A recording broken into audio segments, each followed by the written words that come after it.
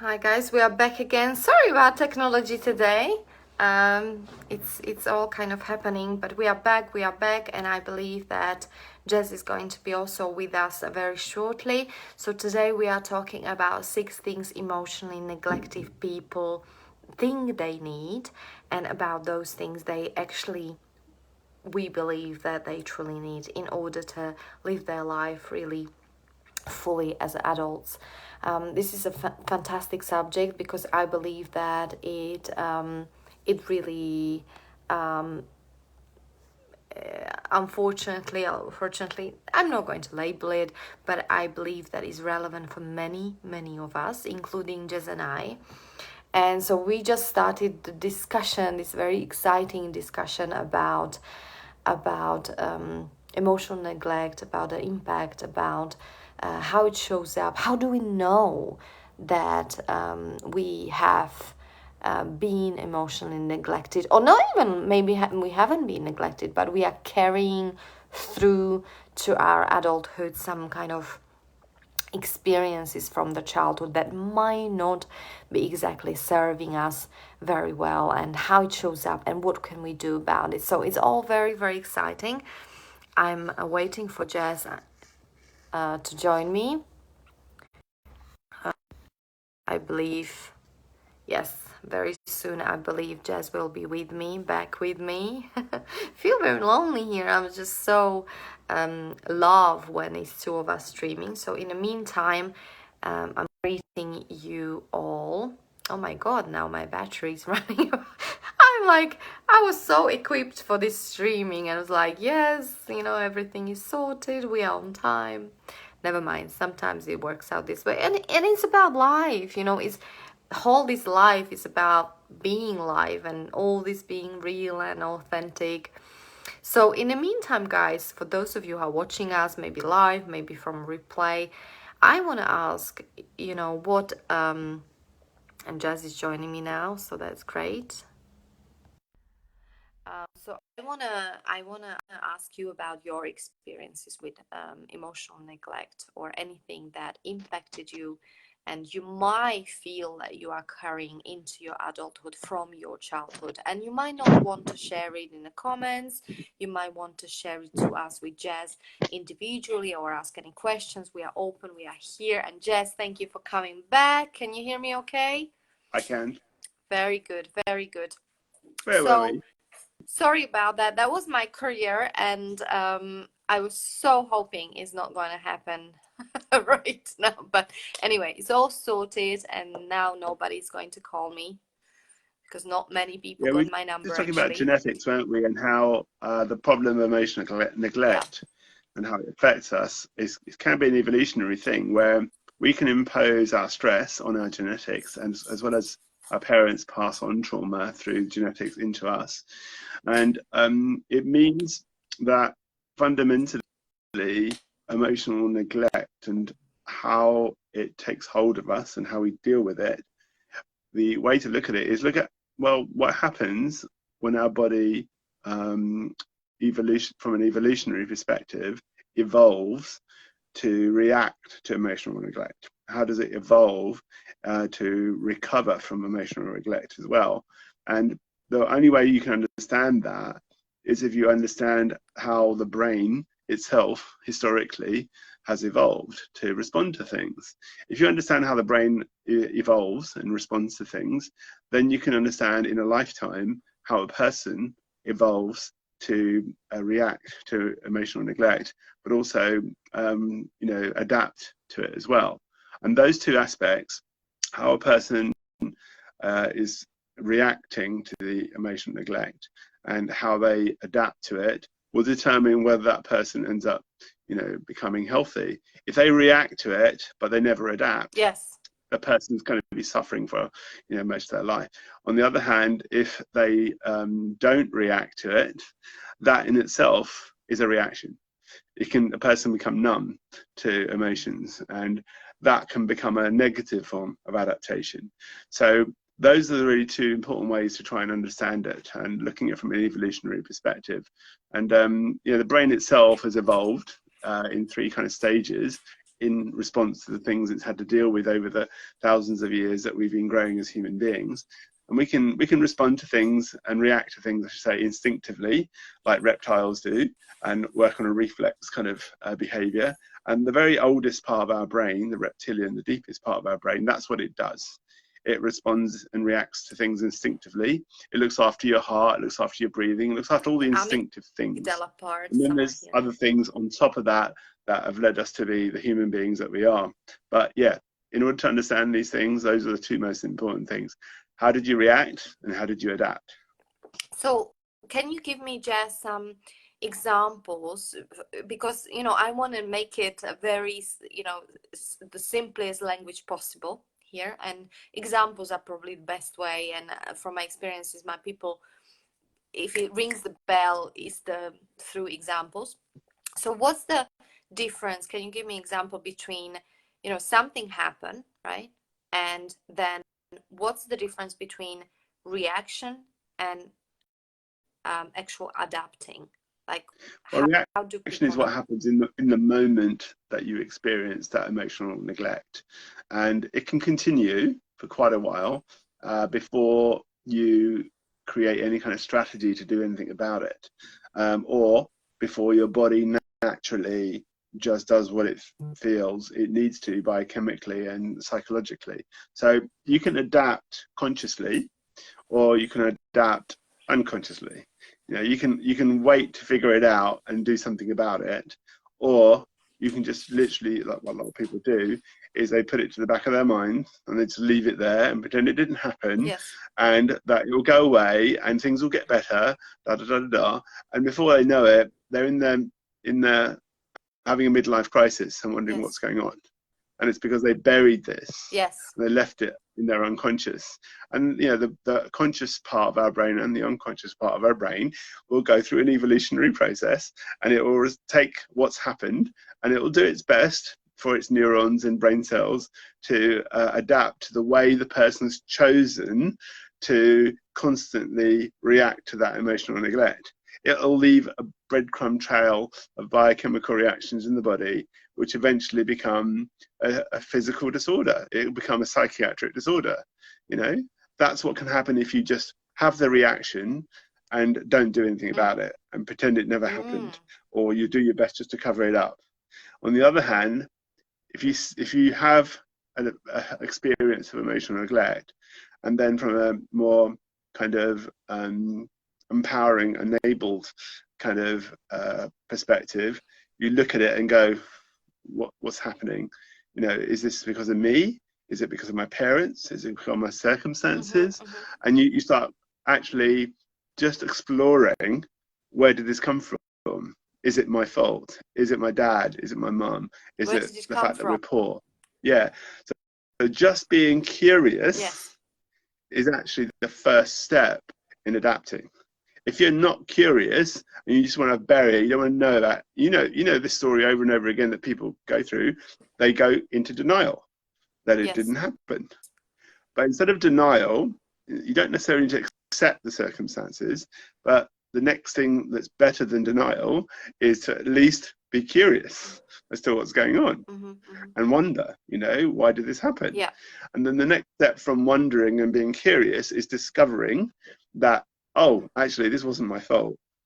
My dad had a bad day, or my mum was run off her feet, and we're poor, so until we get some money in at the end of the month, I'm not going to be able to have the treat that I want. So there are three things that you can look at in the moment. One, do you just deny it and bury it? Two, are you curious about it and wonder what's going on? And three, you discover, oh, I know what the real thing is here. And sometimes it is a case of genuine emotional neglect. The mother just doesn't care. Yeah. She might slap the children, or the father wants to drink rather than look after the children and get the mother to actually focus on the children instead. So there's genuine cases of neglect and even domestic violence. But the challenge for the person who's experiencing it is, what do? Do you deny it and just run away from it, which is the fight, or the kind of flight approach, if you like? You can actually be in the circumstances and argue with your mum or father, why are you doing that to me? You don't care, da da da da. That's the fight response. But the third response is kind of a soothing response, where you're trying to make yourself feel better by trying to understand, is it my fault, or is it somebody else's, or is it the circumstances? And when you discover what's really going on, even if it's not a good thing, having clarity about what it is and working with that, Yes. that's quite an empowering, enabling, proactive thing to actually do. And very few people do that. Most people do It the takes first two. courage, They're though. either in denial or run away from it, or they're at least a bit curious, but they have no idea what to do Yes. about those circumstances. That's usually where most 90% of people are going to do that. Very few people are together enough and have a strength of character enough, especially at a young age, to go, hey, this might not be my fault. And many This people might be don't know, circumstantial. even like you said, that many people don't even know where to start. That's why I love when They're not even curious. Even when they're curious and they can ask questions, they may have that, and they know what's going on. They don't have a clue how to respond to that. So they've migrated from reacting to having awareness through curiosity, but they don't know how to take the next step, Yes. which is how to And I respond guess to that's that why people, circumstance. you and I, coaches, therapists, and now so I love that education about what we can do and provide for people is getting larger now, because it is the most difficult part is, or most difficult part, I would say most challenging part for people might be that they feel, like you said, like something is missing, something is wrong with me, something is off, but I have no idea what to do with it, where to even start. And that's where we come into place, because it's really hard. Like, look, you and I, we are trained in this for many years, but even for us, right, to discover something is, even for us, is very, very challenging to do it by ourselves, I would say, for me at least, right? But the hardest thing as a coach or a therapist or someone who's helping others to maybe accept is that one of the signs of emotional neglect is that, for example, if we've seen violence in our family or towards other people, and the humanity within us calls us to rescue people or help them in that circumstance, we may grow up with that as a MO, we may have this desire to constantly help people and rescue them, but actually it's all in a response to the emotional trauma that we had when we were younger. Exactly. And then we have to ask ourselves, are we fit to be a coach when we're only really doing this as a compensation for emotional neglect or trauma when we were younger? Exactly. But it's the classic wounded healer kind of mentality. So the question is, can you go beyond being a wounded healer and making that as the thing that drives your work as a coach or a therapist? Or the question even, should you? Maybe it's something that lends itself to you doing such a great job as a coach and a therapist. And I think it's more the latter. You have to work with it, and you've got to turn that stuff that is like coal, and under the pressures that you've experienced in your life, you're turning it into a diamond that can be used to cut through an awful lot of other things that you couldn't have done when it was in a state of being coal.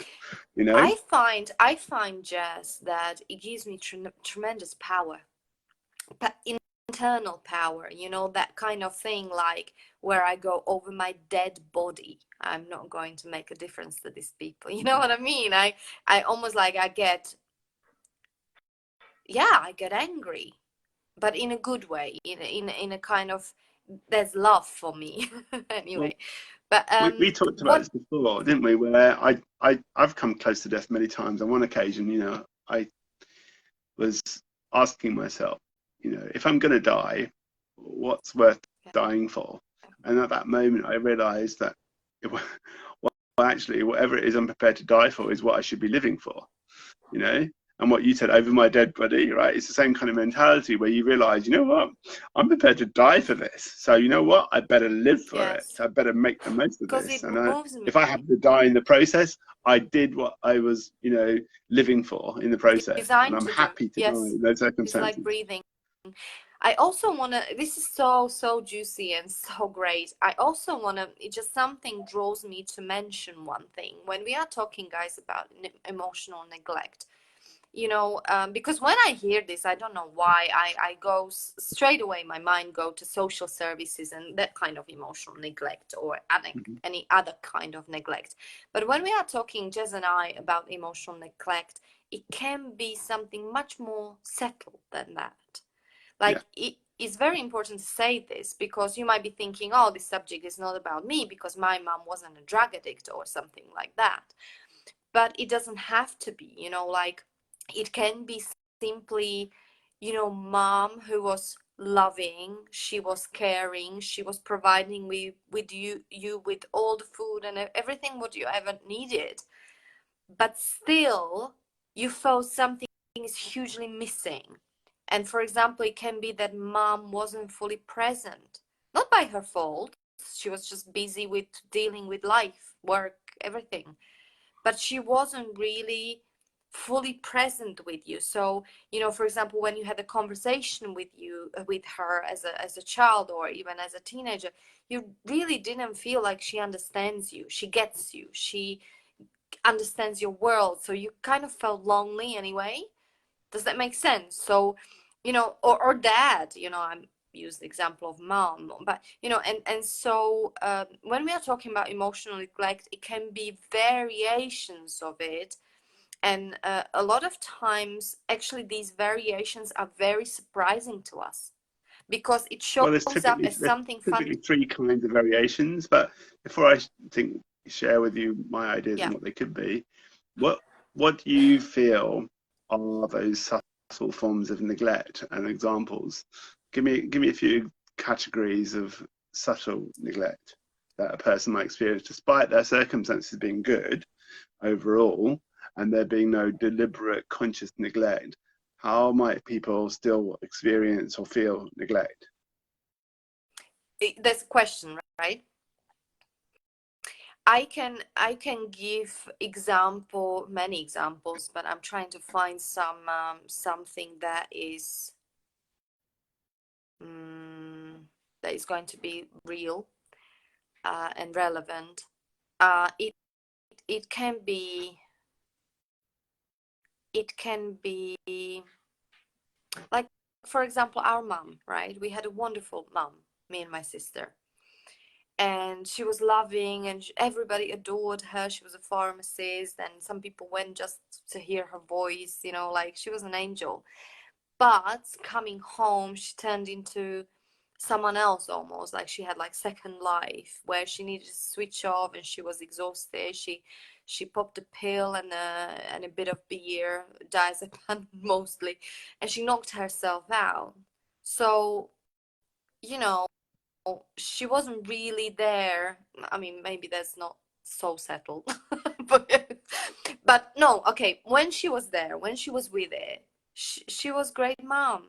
She gave us hugs, and I remember her when I was sick, she was my complete angel. But I can't somehow describe that, she was there, but she wasn't there, meaning she wasn't really able to express her love the way I needed it, for example. That's probably the best example. So she didn't connect with you at a deep enough On a level. deep It was enough all level. on the Now we surface. do. Now we do. My mum is almost 80. And now we do. Mm. And sometimes it makes me cry, because I'm like, I don't know, it's just beautiful. The most intimate, beautiful, profound. Now we do. But Mhm. for many years, it hasn't been the case. And I wondered, the impact it had on me, for example, is that I kept on seeking something, and I don't know what was missing, but I was like, something is missing. And then I was replacing it with binge eating and all sorts of things that I guess was feeling something, that void that was inside. So I don't know if it's a good example, but I probably. No, it is because it highlights a couple of things. And, in psychology, a lot of people refer to Maslow's hierarchy of needs, the things that we need to survive in life and to make the most of our lives. And it's like a pyramid. At the bottom, usually what people put, the most significant thing that we need to survive is at least have physical safety and shelter, Mm, be safe in that respect. The next thing up from that is to is also physical, but it's to do with the resources that we need to survive, like food, and water and things like that. So those are the physical elements that we need. Now, if we get neglected in those elements, trust me, if you're in the West and the social services find out about that your That's it. parents are not feeding their children or not allowing them to be safe, those children will be taken away from you, because that's an obvious sign of visible neglect, right? The next level up, of course, is a bit more subtle, which is the emotional level, right? Are you being nurtured emotionally? Are you safe emotionally? And if you're not safe emotionally because your mum or your father or somebody else is abusing you emotionally, not physically hurting you, but they are putting you down, they're calling you names, they're basically not valuing your self-esteem and so on, then again, that can be cause for psychological harm, in which case, again, that child could be taken away. Now, the next levels up are more subtle. You're less likely to have your children taken away if your children fail to develop intellectually and they can't think properly. If your father, for example, has a very particular dogma in terms of the way that they think about the world, and they try and program you and brainwash you with that, so common, it's really hard for authorities to know whether that's a good thing or a bad thing, or is the father just passing on their view of how life should be, especially religiously, to that child. And the last and most significantly subtle thing is purpose and self-actualization, right? So if the father has a particular desire for their child to grow up to be a doctor, for example, but the child wants to be an artist, is that abuse? Is that neglect? It's kind of difficult, but it's an example of how the person's own authentic calling is being denied to them and neglected deliberately by the parents. So you can have neglect at all those different levels. Now, that's in terms of needs. There's three other things that define the significance of the neglect, and they're in terms of whether what a person prefers is being neglected to them. So, for example, let's say a child wants orange juice, but the mother only gives them water because that's all that's available. Is that neglect? Not really. The child has a preference, but they're not being neglected in terms of their priorities and their health and their well-being. So preference is you can sometimes get emotional and traumatized because your mum didn't buy you your favorite toy for Christmas, right, or took away your toy or whatever, and that can create trauma. That can create a feeling of neglect and form of abuse if things that you have a preference for or that you want are taken away from you, although it's not as critical as someone taking away something from you that's a priority, like denying you water or denying you food.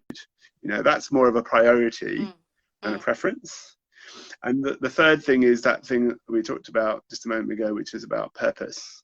Because if you're neglected purpose in your life and all you do is just exist, you eat, you feed yourself, you go to the toilet, and you go and do a job or something, but you have no purpose in life, right? You're being literally like a drone going through life, then is that a form of neglect? And a lot of people would say, well, there's people in certain countries who don't get to fulfill their dreams. I don't even know that they can have dreams, So these three kinds of neglect, based on preference, priority, and purpose, some of them can lead to significant trauma, especially the ones that don't provide you with things that are a priority in life, a genuine priority.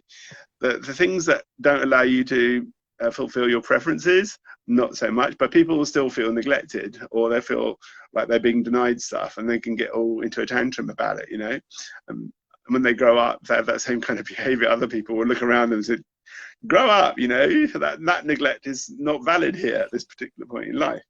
But if you grow up and you meet people and they are without purpose, you can't really say that's a sad thing. Some people are quite happy having no purpose whatsoever in their life and just discovering it and making it up as they go along. It's not necessarily a bad thing, So look at those three things: preferences, priorities, and purpose, in light of those things I mentioned earlier in terms of physical needs, emotional needs, intellectual needs, and self-actualization needs. Look at which one of those needs is a preference at a given point, which one's a priority, and which one is aligned to a purpose. And depending on the amount that you need, if you're not getting it, despite your life being incredibly wonderful, you can feel neglect. and you can blame other people for it, or you can blame yourself for it and get into it is about that, you know. But those are the two axes that you need to kind of measure Yes. neglect with, across your needs and across the importance of having those needs met as a Yes. preference, as a priority, or simply for the sake of a purpose in your life. But it's so interesting you're saying, because someone would be saying, yeah, oh my god, big Billy bollocks, so she gave you a juice instead of water, sorry, water instead of juice. But I actually had a client who's been denied any kind of sweets whole her childhood, like literally, like no candy, nothing. She'd never even, I don't know, maybe she tasted it just once or something, just so she knows it's sweet, but nothing, like and yeah, she grew up to be a big woman, because it was kind of like big F off to her mom once she was 18, 20, when she started overeating on all this stuff that has been denied to I her. think I I mean, think it's it depends extreme, on the but age that we're in as well. Because if you were in a cave, you haven't got access to candies back in the day, right? yes, Maybe you would have moaned if your mum didn't bring home a strawberry or something for you, you know? But in modern times, when we've got access to that's all the these thing, things, yeah. these stimulants, you know, whether it's coffee And or it's sweets or cake or everywhere. whatever, it's very different, of Yes, course, you know, very very different. different.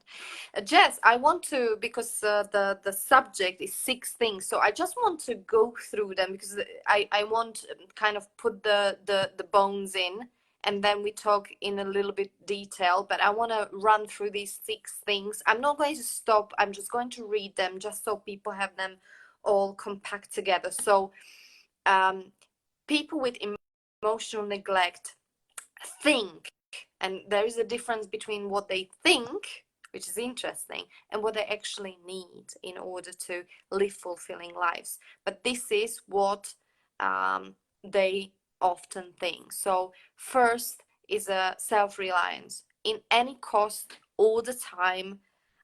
Like Jess had it, like I have to be very strong. I had it in some point, right? Like complete self-reliance, like nobody will help me.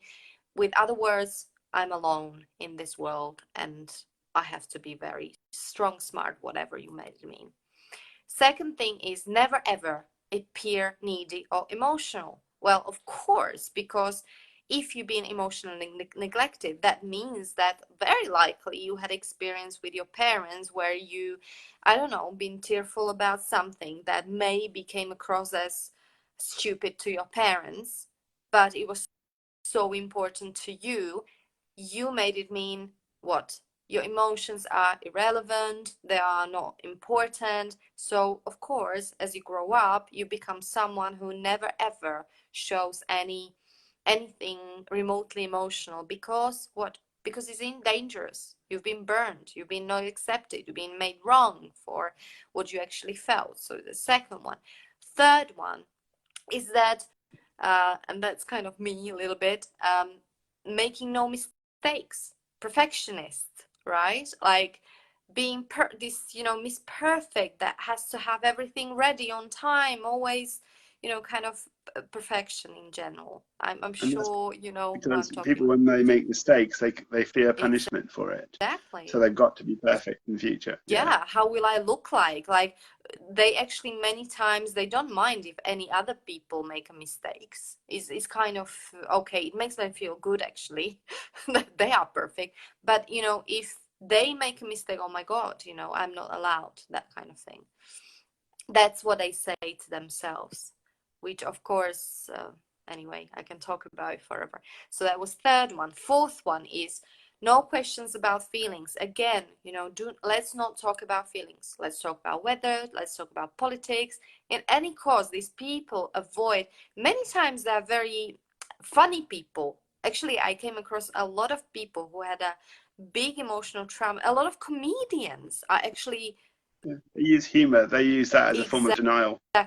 Exactly, and kind of cover up, and many other kinds of cover up, just to avoid any kind of emotional, the real, And often they'll make fun of themselves so that other people don't have yeah, to, and they don't have to experience being yeah, made fun of. Yeah. exactly.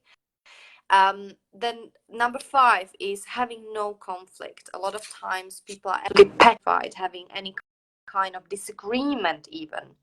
never mind the conflict, because they take it as something, something almost like major threat to their happiness, to their safety, with other words.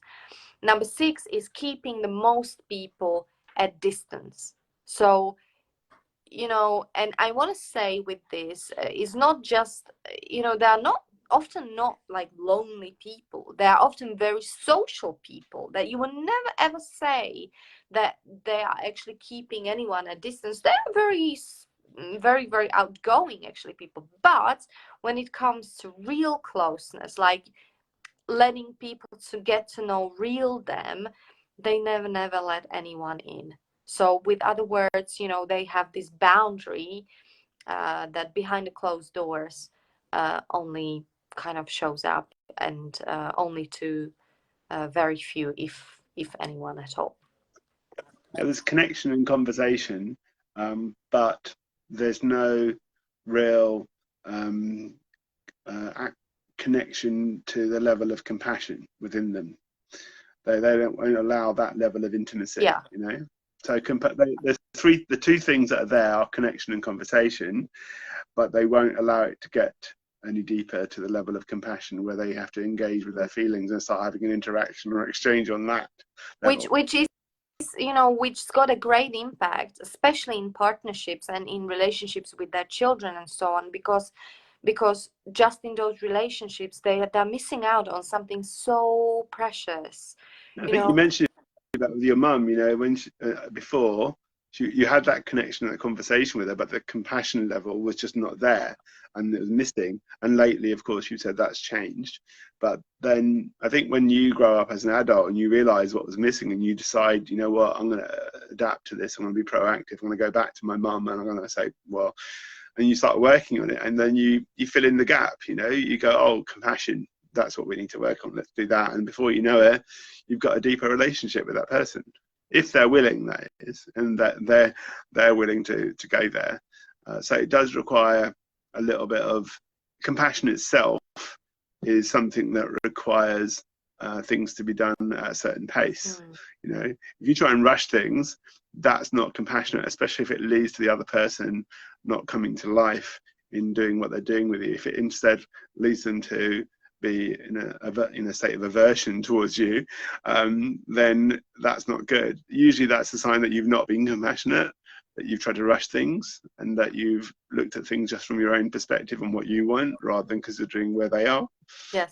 Yes, or strategizing, like trying to get people to do something in order to do, that's not exactly. It's an agenda. Agenda. That's not real and conditional love, which is really what we are advocates for, or ambassadors of. I would love you to say a little bit more about compassion, Jazz. Like before this streaming, we touched it very briefly. Why do you feel, and especially maybe in this world, compassion is just such a real key to bring into this world? And please keep on talking. I'm just going for my charger this time, but I'm listening. I'm hearing you. All right. Okay.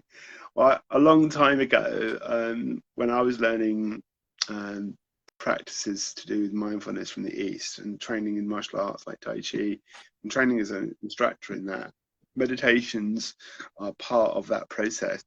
And the Tibetans have had practices to do with meditation and mindfulness for obviously for thousands of years. Now, if you speak to them about what the most powerful force is in the universe, they will say to you that it's compassion. And the reason why they say that is, if you really understand what compassion is about, it's not about trying to be nice to people and showing them empathy and sympathy and just about those kind of things. You really understand compassion truest form, then you realize why it's the most powerful force in the universe, according to the Tibetans. And I got my own kind of experience of what it was a few years ago, and that was that when you try and tell someone the truth about a situation and they're not ready to hear it and they need to transform, otherwise they're going to go into suffering. If you tell them the truth about a situation and what they need to do, but you tell it in a way which leads to that person suffering more, even though it was the truth, Yes. then you didn't share that truth in a compassionate way. On the other hand, you know how it is. You can tell some people a truth and they're so shocked by it, they're so disturbed by it, they might end up, not being able to handle it, and they go and slash their wrists or do self-harm or something like that. And in that situation, you're leading that person to death rather than towards Yes. life. And what you need to do if you're going to genuinely demonstrate compassion is always work with the truth in a way which gives Mm. life or moves the person towards life. And that's not always easy to do. So part of it is empathy. Part of it is acknowledging where the person really is and appreciating their situation, and also aligning to where they're actually at as well. Now, if you do it right, then in the act of describing things about the truth to them, something will open up in them that will make them want to get up and activate their energy and do something about it. They're compelled to come to life and do something about it. But if you tell it to them in the wrong way, they'll do the opposite. Yes. They'll want to go and bury themselves under a blanket at Yes. minimum, or just cover their eyes, and they don't want to hear it. They'll move away from being active and alive and energized and animated, and they'll do the opposite. They'll end up becoming sedated. They'll become buried and introverted as a response to Yes. that.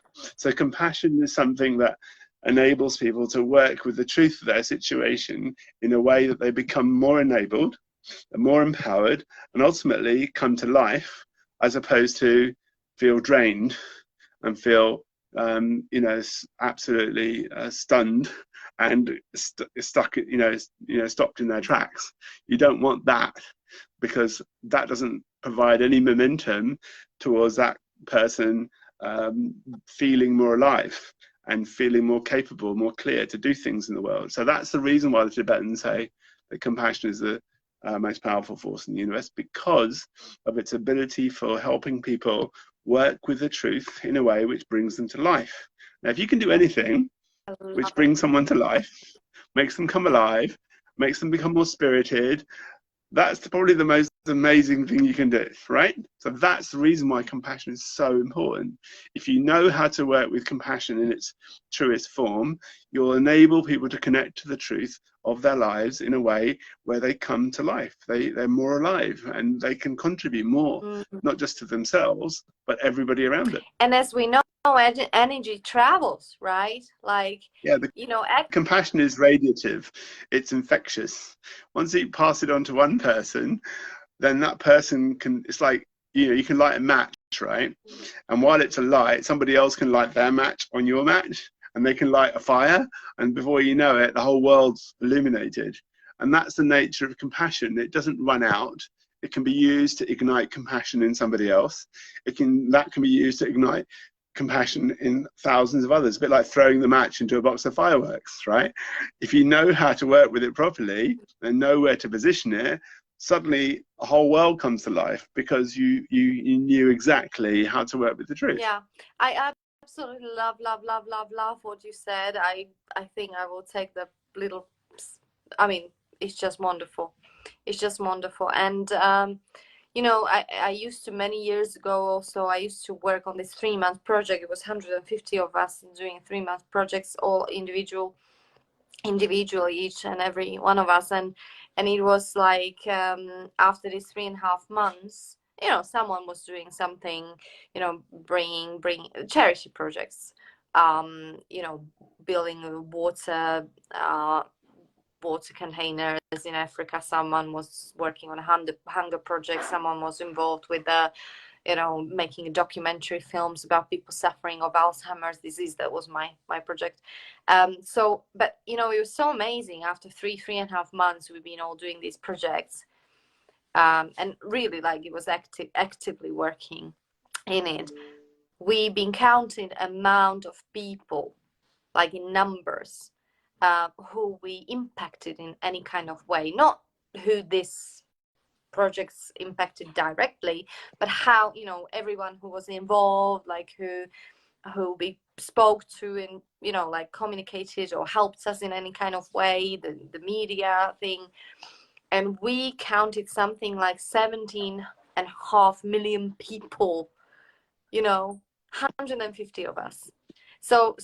And that's just what we actively, right, like, and energetically, God knows, you know, God knows. At the time there was a war in Syria really kicking off at that time, and you know, I did, and actually I know that we've been like kind of declaring that we wanna, you know, we wanna cause the, you know, seize the fire for, and we did. I don't know, maybe you can say it was coincidence, you can say it was whatever, but it wasn't even around Christmas or anything like that. And they seized the fire, and I was like, oh my God, I can't believe, maybe, you know. So what I'm trying to say is that, who knows, like maybe you making peace with your mom, sorry, not you, Jazz, I'm saying generally, um you know, like who you didn't speak to for 10 years, or your ex-wife who you know, hated so much because of this and that, you know, maybe, you know, picking up the phone and just making it complete. And I know it takes a gut, it takes a courage, but you know, it will shift predominantly your world, and then it will have a knock-on effects. Who knows? Maybe child Well, somewhere the thing in about that Ukraine is will often when survive. people think that it can't make a difference, and they literally look at their light as nothing more than the light that's coming from a match, for example. How can they possibly illuminate people who are in such darkness with a little match that's been lit? And the way to think about that is, you know, what I said earlier, it only takes one match to start a bonfire, you know. But if you really want to reach people at a distance who are very distant from you, obviously you can't throw the match at them because they're so far away emotionally from you. They're very distant in that respect. But think of how a lighthouse works. You know, you could take a little match and stick it behind one of those big Fresnel lenses that they have in lighthouses that magnify the light, right? And that little tiny match of light is strong enough to go out miles and miles and prevent ships from coming up onto the rocks near that lighthouse, right? So the trick is that however little your light is, all you need is you need a lens. You need something to magnify the light, you know. Once you've got something that magnifies the light, however tiny it is, people can see it from, you know, miles and miles around you. And even people you've not connected to or talked to will somehow find their way, you know, towards you and say, oh, that's that compassion, that light. I saw it, I felt it a mile away. I felt it through my friends who they talked about this, and I didn't know where it was coming from. And I found my way, you know, towards the light. And I think that's really what people ultimately mean when they're talking about finding their way towards the light. They're trying to find their way towards the compassion. That's what they're trying to do. They're trying to find themselves towards the compassion, because if that is the most powerful force in the universe, then it's the most transformative agent there is in the universe. As soon as you experience real compassion for yourself to start with, and then certainly from others, you light up. You literally get lit up as a person. You brighten, you radiate light, you glow. And it's not a physical glow that you see visibly. It's something that you feel when you're next to a person who's incredibly compassionate. You just feel like you're being illuminated by them, and it's catching on you, and something's waking up inside of you. So you don't need to do anything to learn compassion. You need to just be able to be open to being sensitive to it and being able to feel it. You know, the greatest people in this world who show compassion, you step into their aura, literally. You're in the space of, you know, in their personal space. They talk about, you know, with tides, all boats rise equally. It's the same principle. When you get close to someone who's full of compassion, that compassion lifts the compassion inside of you. And you didn't need to do anything. You just find yourself suddenly bursting into tears. You have no idea why. You know, that's why, because the compassion is a genuine force. It's not some emotional, psychological construct in someone's brain. No, it's an actual force of physics. You know, that's what it is. And that's why the Tibetans, as I said, they call it the most powerful force in the universe, because of its ability to transform a person's energy to a much higher enlightened level. It's got a very high frequency. And guess what is tattooed on my back? What you got there? Is it something safe for people to look at? No, it's not a chicken soup, but and I'm so proud of myself that in age of, I don't know what I was, 25 maybe, when I had this tattoo done. Yeah, it says compassion. And yes, there is something about that what used to move me already as a child. And especially, I remember when I was about 8 years old, we went to Budapest to this big event, and it was about something, I don't know. But there was a moment where people been holding hands, like strangers, 14,000 people. And, you know, one hand there was my mom, and the other hand it was some lady I didn't know. But the power of it, I will never ever forget it. And I cried. I cried because I was so moved to whatever it was. You know, it can be sports Well, that event or word that you're using, where you're saying moved, often when I've been coaching people, especially when I've been working with mentoring women, they've said, how do I know when the changes are beginning in terms of being compassionate towards myself? And I said, you know what? It comes down to one thing, and that is, did you feel moved? Were you moved by what just happened? Were you moved by that truth? Were you moved by that new perspective or that realization, or the connecting into your vulnerability that way, or connecting into what's really authentic and your strength and your power and your gift? And if someone is moved, that force has led to that inertia that they might have had before, that preventing them from moving. It led to enough energy being put into that inertia that's holding things back to allow things to be released and for things to naturally move, whereas before they were being held back. I think it's very much like beach ball in the ocean. You can put an awful lot of energy into pushing that beach ball beneath the water, right? It takes a lot of effort to keep it there, right? But the moment that you let go, what happens? That beach ball just goes bouncing back up, right? And it's exactly the same with emotional neglect. I think it leads people to push stuff down inside of them, and it costs so much energy. And the moment they let go, the moment they connect with the truth in a more compassionate way, it's like, I'm not going to try and hold this under the water anymore. And it just bounces, that spirit literally bounces back up. Yes. And they suddenly find they've got more energy because they're not putting so much energy into burying stuff. Yeah. They're allowing something to authentically exist above the water as it should. Yeah. So whenever I've seen that, it's always typically happened when someone has said exactly what you said, which is, I was moved by that. Something moved me. It moved me, what you just said, you know? And when people have compassionate conversations, inevitably, in one way or another, they're going to say something like that. They may have completely not believed the other person, if they're having a conflict between them. And I've trained in mediation. I'm conscious that when people genuinely feel that somebody else they're in a dispute with is really being honest and authentic, the other person will say, you know what, I didn't believe you before, but what you just said, it moved me, and I feel like you're being truthful, you're being honest. And that's when the transformation begins. Oh, That's when amazing stuff starts to happen. I've got a goosebumps by you talking about it, because that's one of my dreams. More and more of this happening on a small scale, in a bigger scale, Anyway, God, I can talk to you forever. Let's just move a little bit, because I'm watching time. Thank you, Jess. Do you have still about 5 minutes more? Yeah, I do. Yeah, I do. Thank you. Sorry, because we are overrunning, but it's so worth it, because this is so good. I love it. I hope you too, guys. So we've been talking about emotional neglect, and we've been talking about 6 things about, like, what emotionally neglected people think they need, because there is a difference between what they think they need and often difference between what they actually need. This is what I talked about earlier, where I was talking about preferences and priorities and purpose. If someone thinks something about what they want as opposed to what they need, that's a preference. Okay.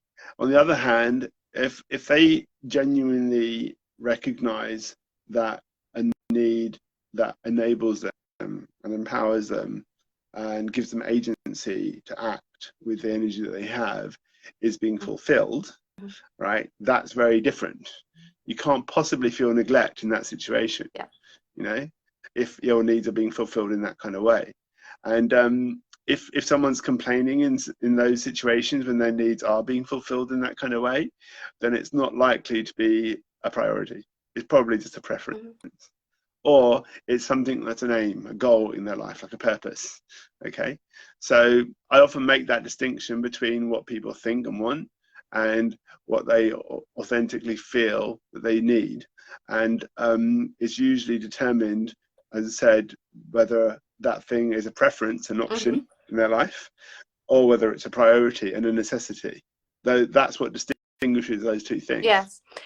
And you know, let me just like give a little just frame, and then we, you know, I want to hear a little bit more about it from you. So if someone was emotionally neglected on some kind of level, right, whether it's settled or obvious or, you know, whatever way, and you heard something for yourself in our speaking with Jazz that it might be ringing the bell, something for you, and it might be new bell, it might be bell that you knew about but you just didn't know how to go about it or where to even start. Here is little things that, you know, little tips or tips. Anyway, I give you a framework what kind of to do as now as adults, to move from that place. So first thing that I wrote down when I was writing this article was that learn to, first of all, um, to ask for help. Simply ask for help and accept it with grace. That's kind of like almost new practice for a lot of people who's been emotionally neglected because they're so have it all handled, or they felt like they need to do everything by themselves. Like cooperation is the next thing. Then accept and realize your needs and validate them as real. So whatever conversation you had before that your needs are not important or less important than anybody's other's needs, maybe, or, you know, they can wait, or, you know, it can come in all sorts of shapes and forms. You know, learn to first of all be more conscious about what you truly need, and then learn how to communicate your needs in such a way that is landing with especially those closest people around you. The next thing is that, you know, learn the voice of compassionate accountability. What I mean by it is how to and how to use it as well. So you can, for example, say to a friend, it's okay, nobody's perfect, but learn to turn that kind of compassion towards yourself as well, because often we are very easy, we find it very easy to be compassionate and extremely compassionate in many cases, those who've been neglected, to other people, but when it's us, it's completely like very, very different story. Another thing is become more comfortable in the identifying and sharing your own feelings. Yeah, so that's a biggie as well.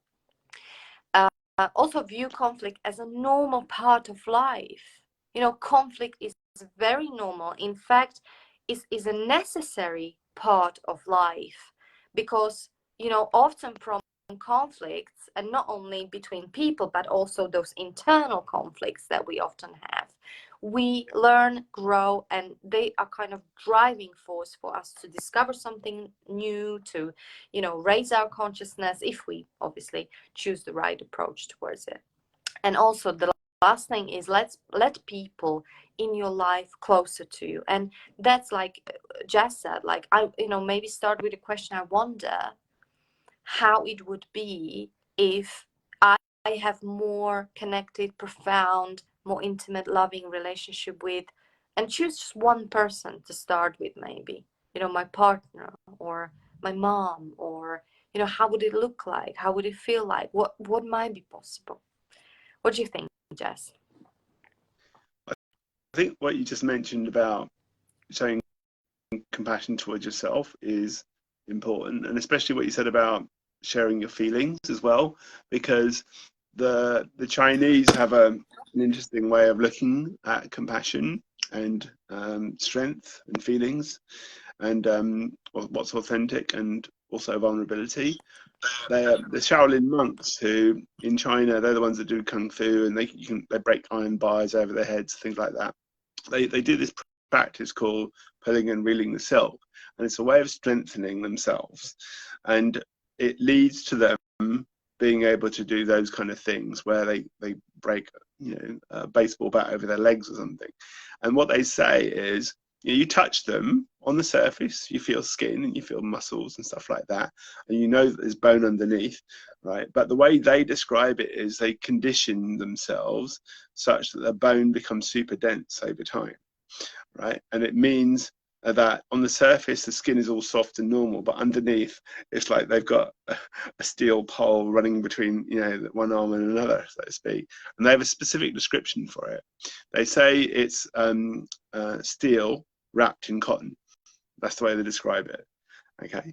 Now it turns out that when people are emotionally neglected, or even, you know, normal people, the ones that are managing and they're enabled still and they're empowered and have agency, they're okay with sharing what's vulnerable about them because it enables other people to see where they need help. Okay. It takes strength to show your vulnerability and share your feelings, and it doesn't make you weaker. Anybody who looks at someone who's sharing their vulnerability thinks, wow, you know, if that person themselves is compassionate and understands strength and things properly psychologically, they'll look at that person and go, you have to be pretty brave to share what's vulnerable inside of you, you know. But the beauty of what's vulnerable inside of people is much like the idea of steel wrapped in cotton. If you try and attack someone who is like that, behind vulnerability is a person. Whenever someone's showing their vulnerability, they're being authentic typically. You can't be showing your vulnerability unless you're authentic, you know, with that. So behind every bit of vulnerability is a person's authenticity. That's the steel. The vulnerability is like the cotton, and the steel is the underlying authenticity behind it that's showing it. So it's the cotton wrapped in steel. So the vulnerability wraps around the authenticity. Now, if someone tries to take advantage of that, of your vulnerability, right? Imagine a piece of steel being wrapped in cotton, right? You know, if you try and hold it and touch it and caress it, it's not going to hurt you in doing that, right? But if you come at it and try and punch it, right, your fist is going to go through the cotton and you're going to experience the steel, right? You're going to end up hurting yourself against that person, you know? So someone who's genuinely authentic and is brave enough to show their vulnerability, if someone comes along and tries to take advantage of that person, they're going to end up hurting themselves against the person's authenticity. That's what they're going to experience. That's where they're going to hit a barrier and they're going to hurt themselves. So compassion is very much about that. It's about when you show compassion towards yourself, it's allowing yourself for the vulnerability to be visible, but understanding that that can only be visible through being authentic, you know. And that's the truth that brings most people to life, that they can be vulnerable, but they can also be strong at the same time. So real compassion is very much about that. And what you were saying about sharing your feelings, you know, and doing it in a way which ultimately involves even allowing yourself to be vulnerable and letting people see where it is that you need help and being brave enough to show that. Of all the practices that there are, I think those things that you've mentioned are the most critical, because if people can't see where you need help because you're not showing your vulnerability, then they'll assume that you're doing fine and they'll allow you to just look after yourself, and they won't see, oh, right, this is somewhere where you're reaching out and you're looking for some, you know, recognition in the process of what's authentic inside of you. That's how people discover what's authentic in you. Often it's not through you trying to be authentic through the way that you speak or the work that you do, they often discover your authenticity through your vulnerabilities. And that's when they totally fall in love with you. Then they really discover who you really are and the beauty of that. But if you never show your vulnerabilities, it's highly unlikely people are really ever going to engage with the true, authentic nature of who you are and the beauty and the grace that's there behind that vulnerability. So those things that you mentioned around that, I think that's where the real work is. And you know, like I also experienced it myself or with my people, that in the process of this, I really sense that it works like literally the you know, the heart opening is like a petal, you know, the heart is opening in the process of it. And it's so beautiful to watch people, you know, at the beginning is like, has, you know, like it's like testing water, right? Like it's like you know, like in terms of authenticity and Well, you know, vulnerability, right? the scent of the rose isn't on the outside, it's on the It's on the inside, right? yes. So if you want to experience that, there has to be an opening. Yes, and it's so amazing to watch it, because it's almost like the more this petal is opening out, and it happened to me as well, the more it is just allow itself to bloom and to beautify in the process, the more I was experiencing uh, this beautiful experiences, and it was more frequent and more often of love coming in and out freely. It's like a cycle, you know, and that's precious, that's priceless. To me, that's full experience of life, and to me is worth life living. You know, we've been talking about what's worth to die for. Well, for me, this is it, you know. Well, compassion, you know, one of the things it generates and transforms is love. You know when you've been experiencing compassion because you'll feel love towards yourself or someone else. And it's a very different feeling from just caring about somebody. You know, it's very different. You're caring about them still, but you've gone beyond caring. You've got to a point now where you are in a direct exchange with the heart of that person's being and their spirit, you know, and there's no conversation using words anymore. You know, it's all happening at a level where you can just look into each other's eyes or hold each other's hands or put your arm around one each other and or just be in silence with one another. You know what? There's some serious exchange going on that you can't see. The amount of traffic there is in terms of love, all you can do is just feel it, because it can't be contained in words or expressed through words anymore. You just have to stop trying to talk and just let it go through the channels that it's meant to, you know. And often, as I said, it's not through language, it's not through words. Do you know what, Jazz? Like, I wonder whether this is really what we all are kind of seeking, you know, consciously, subconsciously, many times, that humanity and on an individual level, you know, if I think you're right. How wonderful is it a feeling? I've had this feeling, I have this feeling a lot more these days than I used to. How wonderful is the feeling to be with someone, even if it's over the phone, but be with them and be immersed in love between yourselves, you know, and nothing else. You're just in that experience. You don't need to say anything, you don't need to do anything. You're in a state of silence, and you have a quiet moment with someone, and you look at them and you know, you feel, you don't, it's not a case of knowing, you certainly know, but the feeling of love between you is so, you know, overflowing that you don't want to ruin the moment by saying something, you know. You just want to stay there and just enjoy it as long as you can, kind of thing. So imagine doing that at a global level in the way that you're talking about, where you have a moment, and even if you're not with someone directly, you just close your eyes and connect into humanity as a whole and just go, you know, in the words of that song, at least, where you can put it into words, love is all around. And you feel that love is all around you and inside of you. And you know through that medium, you can just reach out and connect to anybody. And at a distance, even make them feel a little bit more like they're coming to life. And historically, you know, when I've talked to you, I notice you when you especially talk about your children or things like that, you come to life. And it's because there's something in you which is, it's composed of love. And if you don't have that ingredient inside of you, the recipe of motherhood doesn't really quite work. You need that kind of seasoning from love. You don't want to drown your children in it necessarily, but it's more like making a soup. You need seasoning at regular intervals, and then at the end it's really digestible. I tell you, from mother's perspective, like especially twin mothers, sometimes to survive this motherhood, you need a lot of that.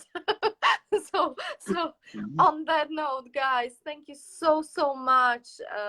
I promised my kids to go and pick them up. We have like 30 centimeters of snow, so I'm going to dig out the sledges right now and pick them up from the kindergarten.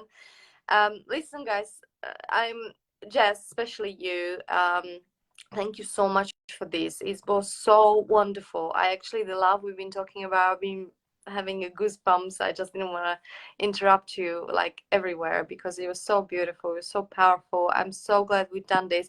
Please not wait for another 13 years or whatever it was to make another interview. I would enjoy it, and let's light a few more matches and start a few more bonfires. Please, let's do that, because it actually takes courage to do all these things. And maybe it's about taking risk, embracing change, and doing things that sometimes might feel like dangerous or crazy or whatever.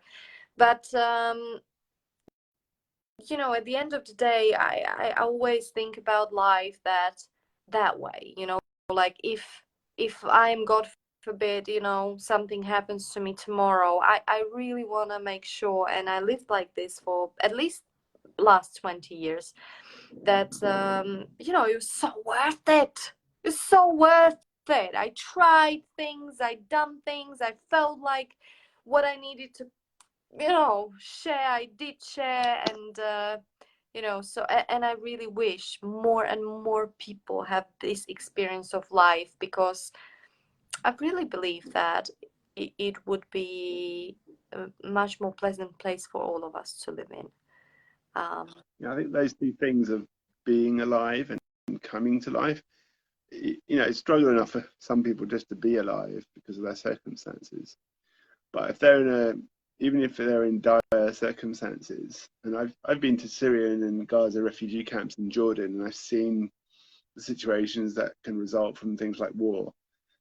It's amazing how people even then can come to life. And I remember one old man that was working on the program that we were in, and he was given the resources to buy some fruit and veg, and he sold it from his front room in his house.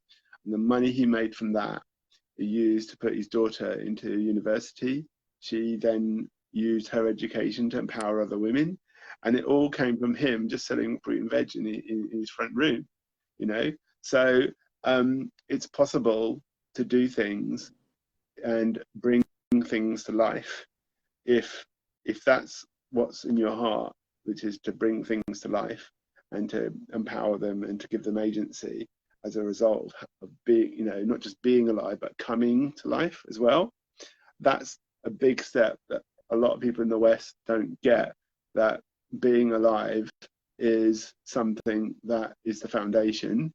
But if the life that you've got, you're not doing anything with it, you're not bringing it to life, then you're not really going to make much of a difference in the world. Now, if refugees in Syria and Gaza camps in Jordan can take being alive and elevate it to another level by bringing themselves to life and using that to bring others to life through compassionate kind of acts, then anything is possible for this world. The whole world can be brought to life. In an age where so much is dying, especially with climate change and the conflict that's arising around the world around that, to instead do the opposite, which is cause a different kind of climate change, which is actually lifting humanity rather than depriving it and destroying it, undermining it.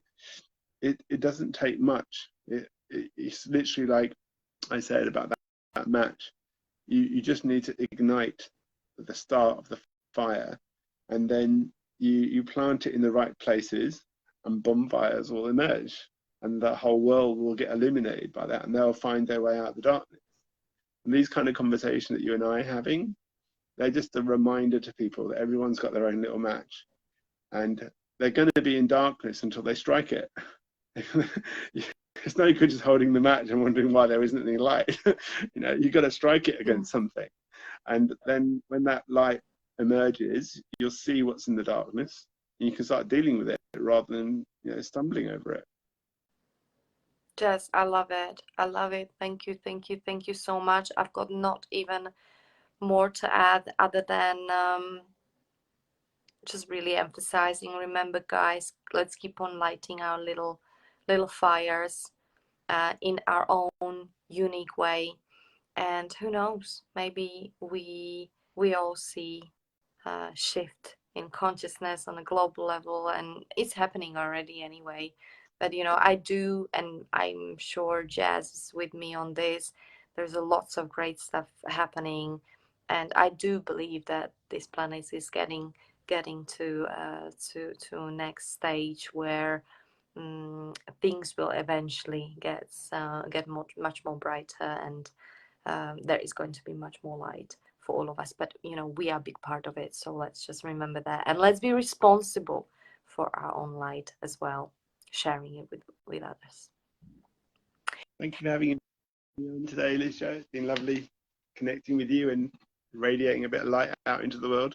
Thank you. Have a great weekend, Jess, and everybody, thank you for watching. I will see you next week again, and let's enjoy the winter. Namely, I'm going sledging now. See you guys. Bye, Jess. Thank you. Lots of love to you all.